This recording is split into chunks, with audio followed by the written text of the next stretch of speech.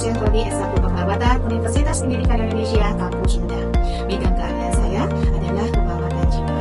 Meskipun hobi saya di S1 Keperawatan, saya juga mengajar di Prodi Naskupik Kampus Sumedang dengan mata kuliah yang sama, yaitu keperawatan jiwa.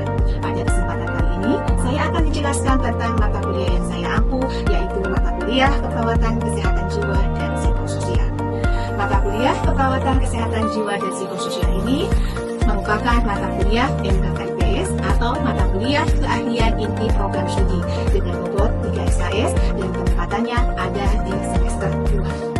Jumlah pertemuan pada mata kuliah ini adalah sebanyak 16 kali, yaitu 14 kali pertemuan untuk proses pembelajaran dan 2 kali pertemuan untuk evaluasi.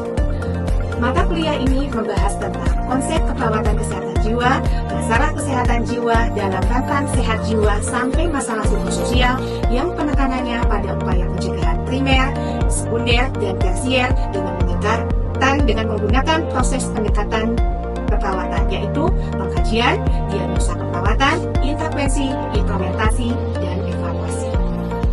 Adapun materi yang ada pada mata kuliah ini yaitu konsep keperawatan jiwa, asuhan keperawatan pada masalah psikososial yang meliputi asuhan keperawatan pada pasien dengan kecemasan, asuhan keperawatan pada pasien dengan ketidakberdayaan, asuhan keperawatan pada pasien dengan keputusasaan, asuhan keperawatan pada pasien dengan kehilangan dan berduka, asuhan keperawatan pada pasien dengan gangguan konsep diri yang meliputi hadari rendah situasional dan gangguan gerak tubuh, asuhan keperawatan pada pasien dengan HIV/AIDS, asuhan keperawatan pada pasien dengan distress spiritual, dan pelayanan keperawatan jiwa pada situasi bencana. Adapun CPL pada mata kuliah ini ada 5 CPL yang meliputi sikap, pengetahuan, KU, dan KK. CPL itu adalah yang pertama, mampu menguasai keterampilan umum dalam bidang keilmuan. 2. Mampu memahami ilmu keperawatan untuk melakukan asuhan keperawatan berdasarkan pendekatan proses keperawatan. Yang ketiga, mampu meningkatkan keahlian profesional di bidang keperawatan melalui pembelajaran seumur hidup. Yang keempat, mampu memberikan asuhan keperawatan secara profesional pada tatanan laboratorium dan lapangan untuk meningkatkan kualitas asuhan keperawatan dan keselamatan pasien. 5. Mampu melaksanakan edukasi dengan keterampilan komunikasi dalam asuhan keperawatan dan informasi yang ilmiah. Strategi pembelajaran yang dilakukan pada mata kuliah ini dengan menggunakan case method, yaitu pendekatan pembelajaran yang melibatkan analisis mendalam terhadap suatu kasus untuk mengembangkan keterampilan berpikir kritis, pemecahan masalah, dan pengambilan masalah. Adapun kasus-kasus yang diberikan adalah kasus-kasus yang sering terjadi di lapangan, yaitu pada pasien-pasien dengan masalah psikososial. Langkah-langkah yang digunakan dalam pendekatan metode kasus ini meliputi persiapan kasus, pembagian kasus, diskusi dengan melalui SGD, analisis kasus, simulasi kasus, role play, dan refleksi.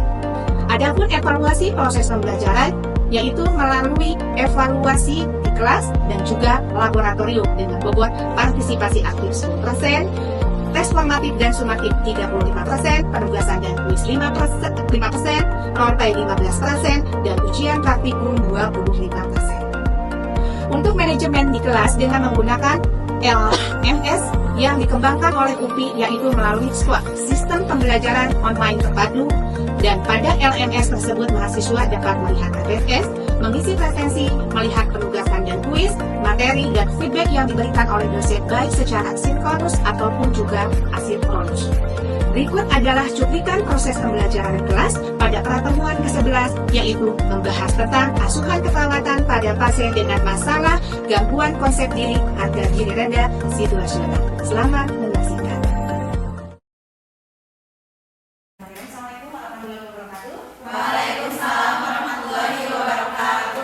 Selamat datang kembali dengan saya Sumulani Dasari di dalam mata kuliah ilmu kesehatan keperawatan jiwa dan psikososial. Dan pada hari ini adalah pertemuan yang berapa? Betul? 11. Ya, jadi kemarin kita 10, sekarang kita memasuki minggu ke-11. Jadi alhamdulillah yang siang pagi ini meskipun harinya sudah siang, tapi teman-teman semua masih tetap bisa untuk melakukan proses perkuliahan. Nah, sebelum memulai proses perkuliahan, alangkah lebih baiknya kita berdoa dulu ya, biar perkuliahan ini bisa berjalan dengan lancar. Berdoa sesuai dengan agama dan kepercayaan masing-masing. Saya persilakan. Berdoa selesai. Oke, sebelum memulai perkuliahan, saya seperti biasa ya absensi dulu. Saya akan absen dari masing-masing mahasiswa ini. Oke, yang pertama itu ada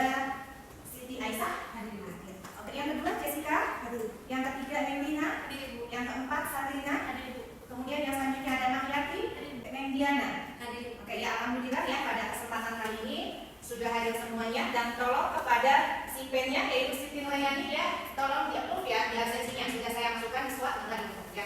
Oke, kita mulai pada perkuliahan kali ini yang berkaitan dengan asuhan keperawatan pada gangguan konsep diri, yaitu berkaitan dengan harga diri rendah situasional. Nah minggu kemarin pada minggu ke-10 masih ingatkah saya sudah membagikan kasus di SWOT? Sudah dikerjakan tugasnya? Sudah dibaca kasusnya? Sudah. Kalau sudah dibaca, kira-kira kasusnya apa yang ditemukan dan kemarin? Kasusnya apa? Harga diri rendah situasional. Ya, nah yang namanya harga diri rendah situasional itu merupakan salah satu gangguan dari yang namanya konsep diri. Waktu semester 1 kemarin, mungkin teman-teman semua ya sudah belajar yang berkaitan dengan konsep diri. Ada berapa yang namanya konsep diri?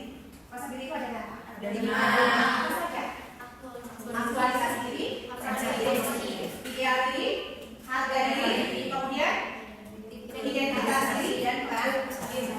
Ya, itu yang namanya konsep diri. Nah, di mana yang namanya konsep diri ini ya banyak sekali masyarakat atau pasien-pasien yang bermasalah. Salah satunya yang paling dari 5 itu adalah harga diri rendah ataupun juga gangguan kita tubuh. Nah, itu yang seringnya. Ya, sekali itu karena kita tahu kalau dalam ilmu kesehatan jiwa dan psikososial tentu yang dibahas itu adalah masalah-masalah psikososial, bukan masalah-masalah gangguan jiwanya. Yang harus teman-teman ketahui itu kan ada masalah psikososial itu banyak sekali seperti minggu kemarin. Minggu kemarin kita belajar tentang apa? Kecemasan. Oke, tentang kecemasan. Mungkin kemarin sudah belajar ya apa itu kecemasan, kemudian juga tanda dan gejalanya seperti apa, kemudian juga apa lagi? Cara mengatasinya. Ya, sehingga kita itu setidaknya bisa mengatasi kecemasan itu sendiri baik pada diri kita sendiri ataupun juga pada orang lain. Nah, selain kecemasan juga ada gangguan citra tubuh, harga diri rendah, keputusasaan, ketidakberdayaan, atau juga berduka. Itu adalah masalah-masalah psikososial. Beda misalkan dengan nanti ada gangguan jiwa. Nah, tapi untuk kali ini tetap ya kita akan belajarnya itu berkaitan dengan masalah psikososial. Dari minggu kemarin kasusnya adalah harga diri rendah situasional. Kan kemarin selain saya kasih kasus juga teman-teman semua sudah pada dibaca belum? Sudah dibaca tentang harga diri rendah situasional? Sudah. Oke, kalau sudah kita sekarang samakan persepsi. Karena saya yakin di kepala teman-teman semuanya sudah pada membaca banyak sekali referensi yang teman-teman baca. Jadi sekarang kita samakan persepsinya. Apa yang dimaksud dengan harga diri rendah? Siapa? Boleh acungkan tangan. Teteh, namanya siapa? Namanya Skencing. Oke, Teh Siti, apa yang dimaksud dengan harga diri rendah?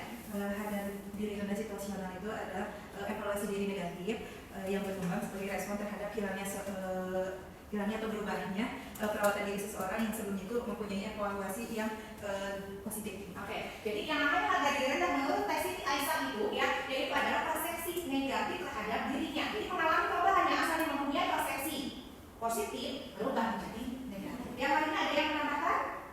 Oke, mengangkat Teh, disebutkan namanya juga. Perkenalkan, nama saya Suryani. Di sini harga diri yang saya cari itu di mana perasaan yang tidak berharga pada seseorang. Oke, merasa tidak berharga ya pada diri seseorang. Oke, semuanya ya dari Teh Siti Aisyah, kemudian dari Teh Siti Nuryani juga sama dari dua-duanya Siti ya. Oke, jadi itu adalah yang namanya harga diri rendah situasional. Nah, sebenarnya yang namanya harga diri rendah itu ada dua ya. Ada harga diri rendah situasional dan juga ada harga diri rendah kronis. Nah, itu berkaitan tidak? Itu berkaitan sekali. Kalau harga diri rendah situasional tidak tertangani, maka bisa masuk ke dalam harga diri rendah yang kronis. Ya, seperti itu. Jadi, alangkah lebih baiknya sedini mungkin ketika ada seseorang mengalami harga diri rendah situasional, itu harus segera ditangani biar tidak masuk dalam kronis. Kalau sudah kronis bagaimana? Kalau sudah kronis itu sudah sulit ya untuk proses penyembuhannya. Ya, jadi seperti itu. Jadi kita evaluasi, jangan-jangan diri kita juga mengalami harga diri rendah situasional. Ya, ada yang pernah tidak mengalami harga diri rendah? Ada yang pernah tidak? Mudah-mudahan tidak terjadi. Ya, nah dikatakan situasional itu kenapa? Dikatakan situasional itu karena datanya itu adalah situasional. Datang pada saat itu. Ya, dan prosesnya itu tidak memanjang. Makanya dikatakan situasional dalam jangka waktu yang pendek. Ya, seperti itu. Oke, yang kedua itu kemarin dari tugas saya mulai dari pengertian, kemudian juga penyebab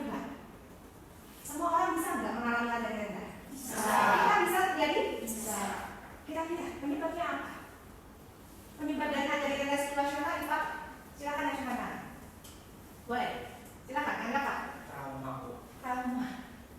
Traumanya karena apa? Bisa berbagai macam trauma. Ada yang pernah mengalami trauma di sini? Trauma karena apa? Kecelakaan. Apalagi? Kehilangan orang yang dicintai, kehilangan barang. Itu adalah trauma, bisa mengakibatkan kita itu mengalami harga diri rendah. Apalagi selain trauma? Malu. Apa? Rasa malu. Ya, rasa bahwa mungkin di dalam diri kita itu merasa tidak ada apa-apanya, yang akhirnya saya merasa malu, merasa tidak bisa seperti orang lain. Apalagi? Pengalaman yang tidak tercapai, cita-citanya yang tidak tercapai, cita-citanya saya sekarang pengen mendapatkan misalkan IPK-nya itu pengen dapat 3,9, tetapi pada kenyataannya tidak bisa mencapai sekian. Yang akhirnya dia karena ideal dirinya terlalu tinggi, tidak sesuai dengan kemampuan diri, akhirnya dia bisa mengalami harga diri rendah. Bisa dipahami? Oke, kemudian karena apa lagi? Kehilangan pekerjaan. Apalagi misalkan sekarang banyak sekali pegawai-pegawai yang di PHK. Apalagi kalau yang di PHK-nya itu adalah sebagai tulang punggung keluarga. Kira-kira apa yang dirasakan oleh keluarga itu? Beban ya? Yang asalnya dia harus menghidupi keluarga yang sekarang sudah penghasilannya itu tidak ada. Tentu saja dia akan merasa stres, yang akhirnya bisa mengakibatkan harga diri rendah. Karena merasa mampu, kok saya tidak bekerja, sementara misalkan orang lain sebagai kepala keluarga itu yang harusnya menghidupi keluarga, dia tidak bisa menghidupi keluarga. Akhirnya misalkan dia mengalami harga diri rendah. Bisa paham sampai sini? Ada yang mau ditanyakan dulu? Jelas? Jelas. Kemudian pertanyaan yang ketiganya apa? Pertanyaan yang ketiganya yaitu tanda dan gejala dari harga diri rendah. Kira-kira tanda dan gejala dari harga diri rendah situasional itu apa saja? Pernah ketemu enggak teman-teman dengan orang yang mengalami harga diri rendah? Pernah ketemu? Oke. Kondisinya seperti apa? Silakan. Mbak Jessica? Mungkin di beberapa kejadian saya, orang itu tidak bisa menilai positif dari dirinya, selalu menganggap bahwa dirinya adalah negatif. Jadi terus mengulik-ulik hal negatif dalam dirinya. Oke, terus mengulik-ulik hal negatif terhadap dirinya. Selalu mengungkapkan ya, saya tidak mampu, saya tidak bisa. Ya, oke. Kemudian, Tete. Kalau misalkan dari secara objektif yang bisa kita lihat itu, biasanya orang dengan harga diri rendah situasional itu jalannya penuh gitu. Terus juga apa yang membatasi interaksinya dengan orang lain. Oke, dan cara-cara dia sudah berbeda ini dengan orang kenal. Mulai cara juga tidak tegak. Harusnya kalau orang yang makan tidak caranya. Kalau dia adalah menurut mereka merasa ya mau. Kemudian juga tidak jarang melakukan interaksi dengan orang lain. Oke, ada lagi? Silakan. Apa tanda dan gejala dari orang yang mengalami harga diri rendah? Kata? Dari tanda gejalanya bisa jadi orang itu kurang konsentrasi, kemudian ada mata-matanya malu. Oke, tidak bisa berkonsentrasi. Ya, kemudian juga tidak ada kontak mata.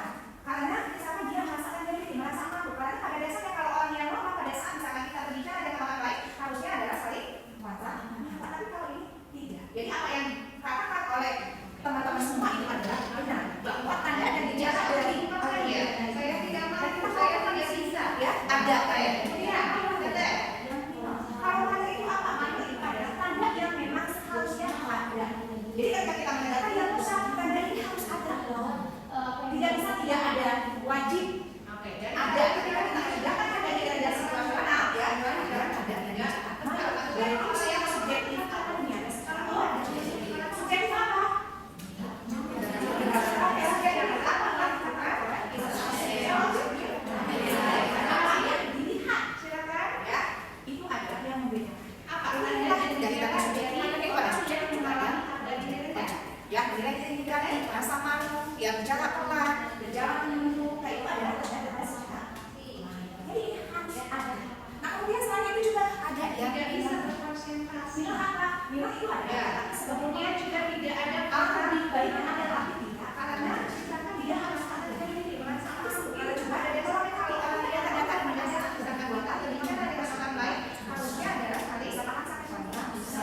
Adalah tanda minornya kurang konsentrasi. Apa yang oleh ya tidak tercita ini adalah tanda-tanda bahwa tanda dan gejala dari harga diri sendiri ya kita masih ada soal promosi ini tugas ya ada tanda-tanda mereka sudah asuhan perlawanan kepada kalau pada itu apa malu itu adalah pada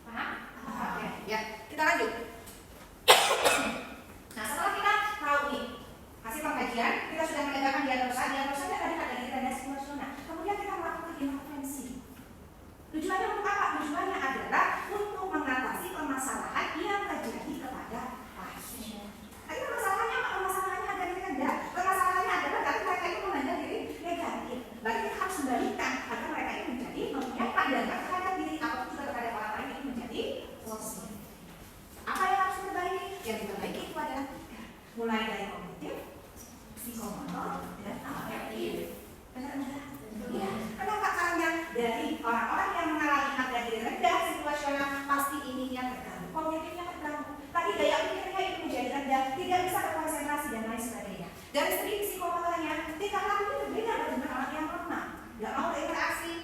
Ketika jalan juga misalkan dia lebih banyak menunduk, ketika berbicara juga dengan suara pelan, tidak bisa menatap mata atau tidak ada mata-mata dan lain sebagainya. Ya, apapun juga dari segi afektifnya, sehingga ini semua dari ketiga faktor ini harus kita atasi. Nah, kembali lagi pada pertanyaan keempat yang kemarin yang ada di dalam tugas teman-teman. Kira-kira intervensinya apa sih yang harus kita lakukan pada pasien yang mengalami harga diri rendah situasional? Apa? Ayo sebentar, boleh. Enggak, ada? Untuk mengkaji nilai positif gitu dalam diri pasien itu untuk mengembalikan aspek-aspek positif yang pasien miliki seperti itu. Mengkaji aspek-aspek positif yang dimiliki oleh pasien. Kemudian apa lagi? Apalagi intervensi yang harus kita lakukan? Enggak? Bisa dijawab Ibu, mungkin setelah mengkaji kita perlu menggali serta melatih aspek positif dari diri pasien itu sendiri. Oke, setelah kita kaji berarti harus melatih aspek positif yang dimiliki karena setiap orang itu pasti punya kekurangan ataupun juga punya kelebihan. Dari aspek positif yang dimiliki oleh pasien ini adalah intervensi utama yang harus dilakukan kepada pasien-pasien yang mengalami harga diri rendah. Jadi kita tingkatkan lagi bagaimana agar harga diri pasien itu menjadi lebih menarik. Yang asalnya punya pemikiran negatif menjadi pemikirannya positif. Bisa dipahami? Ya. Tapi langkah awal tetap ya kita harus tahu dulu kaji tanda dan gejala HDRS. Tadi seperti yang ada di data BODES. Kemudian juga penjelasan bagaimana proses terjadinya harga diri rendah. Kemudian ini cara meningkatkan harga diri rendah. Nah, cara meningkatkan harga diri rendah tadi betul. Ya, kita gali dulu, kaji dulu. Ya, bagaimana aspek positif yang dimiliki oleh pasien. Kita list nomor 1 apa, 2 apa, 3 apa, sampai bersama selanjutnya. Baru setelah kita bersama-sama dengan pasien menggali aspek positif, baru kita latih aspek positif yang dimiliki. Cuman yang kita yang jadi perawat jangan terlalu punya ideal diri yang tinggi. Jangan dianggap bahwa aspek positif itu adalah harus pekerjaan yang lebih tinggi. Jangan. Karena mereka itu bermasalah dengan masalah psikologisnya. Dari aspek positif, setidaknya misalkan kelebihan yang dipunyai oleh pasien itu apa? Itu kita gali, kemudian kita latih sehingga mereka itu mempunyai perasaan, oh ternyata saya bisa ini, oh ternyata misalkan saya juga bisa seperti orang lain. Bisa paham sampai sini? Nah, biasanya kan kalau misalkan tadi kita melakukan aspek perawatan setelah intervensi, berarti kita masuk dalam tahap yang keempat apa? Yaitu implementasi. Implementasinya apa? Implementasinya harus sesuai dengan intervensi. Kalau di jiwa itu enaknya ini ya, intervensinya sudah ditentukan nomor 1 apa, 2 apa, 3 apa. Gak usah bingung-bingung nyari. Ini harus dilakukan. Nah, kalau kita melakukan implementasi. Nah, untuk implementasi kita contohkan ya, kita outline-kan bagaimana cara menggali aspek positif yang dimiliki oleh pasien. Cukup satu saja ya, jangan terlalu banyak. Mungkin intervensi yang lainnya ya, untuk melatih kemampuan positif kita bisa pertemuan yang selanjutnya. Jadi kita sekarang coba outline-kan ya, nanti saya kasih waktu untuk teman-teman semua berdiskusi karena sudah dibagi kelompok ya. Ada kelompok? Ada kelompok, silakan dari masing-masing kelompok bergabung dengan kelompoknya ya untuk mendiskusikan bagaimana implementasi ya pada saat kita menggali aspek positif yang dimiliki oleh pasien. Tapi harus sesuai dengan kasus yang kemarin saya kasihkan kepada teman-teman. Bisa dipahami? Bisa. Saya kasih waktu 15 menit untuk teman-teman mau mendiskusikan apa yang seharusnya dilakukan pada pasien menggali aspek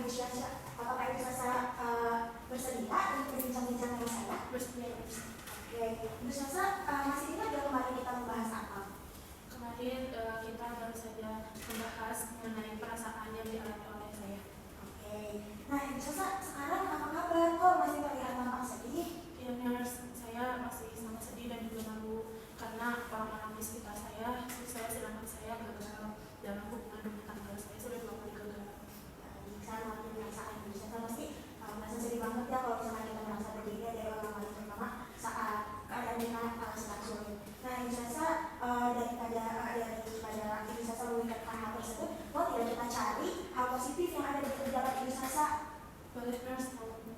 Nah, Ibu Sasa, apa sih sebenarnya yang ada hal apa sih yang mungkin Ibu Sasa pernah dulu sukain atau dulu Ibu Sasa pernah banggain? Dulu saya sangat senang kalau misalkan saya menggambar nurse. Wah, menggambar, contohnya menggambar apa Ibu Sasa kalau boleh tahu? Saya suka menggambar pemandangan-pemandangan yang memang saya rasa itu momen-momen yang indah. Saya selalu tuangkan lagi dalam lukisan sifat saya.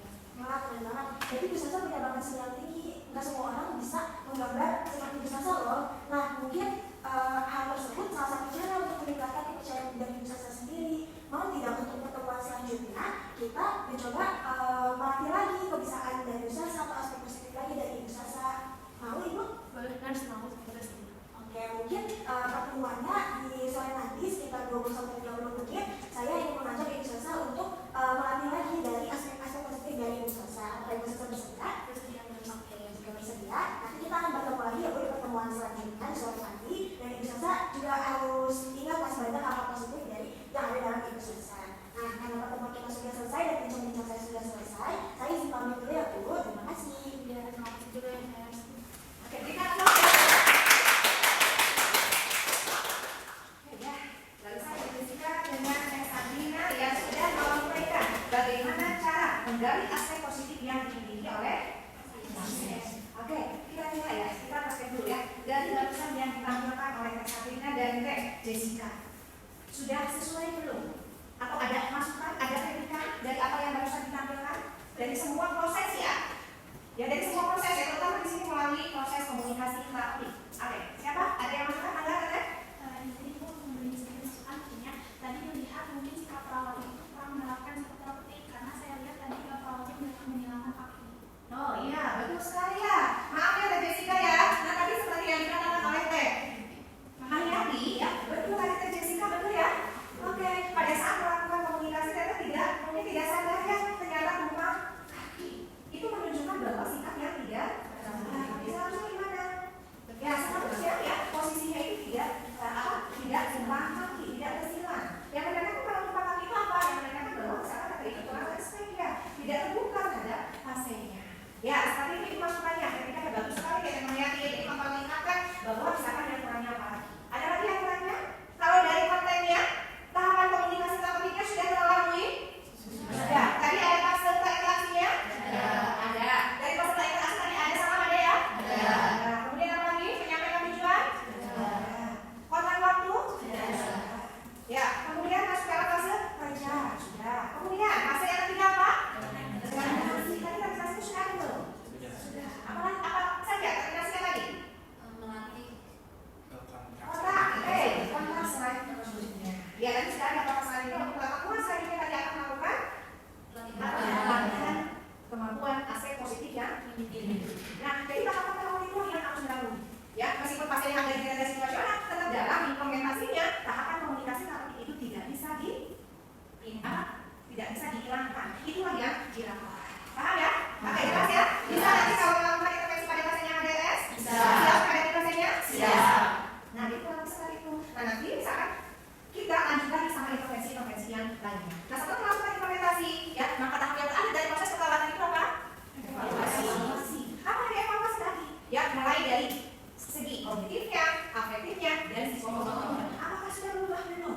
Pada pasien-pasien yang asalnya mempunyai anggapan negatif, itu menjadi positif. Ya, dari segi kognitifnya, dari segi psikomotornya, ataupun juga dari aspek afektifnya. Apa dilakukan yang namanya evaluasi.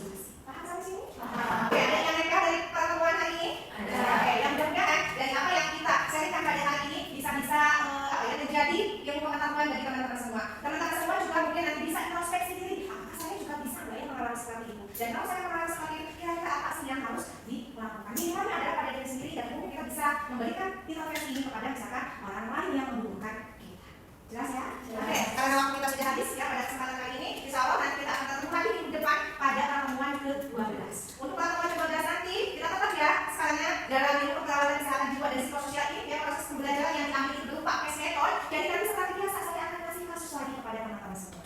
Ya, kemudian silakan pelajari, tugasnya nanti akan saya share di slot. Ya, di pertemuan minggu depan, insya Allah kita akan belajar masih tentang berkaitan dengan gangguan tersendiri, tetapi berkaitannya dengan gangguan juga tubuh. Silakan nanti dipelajari ya. Minggu depan kita ketemu lagi.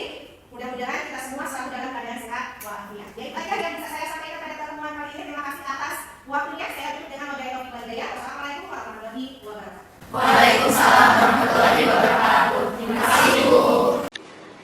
Demikianlah salah satu cuplikan proses pembelajaran di kelas. Semoga postingan ini bisa menjadi inspirasi dan bermanfaat bagi teman-teman semua. Akhir kata, saya ucapkan terima kasih atas perhatiannya. Wassalamualaikum warahmatullahi wabarakatuh.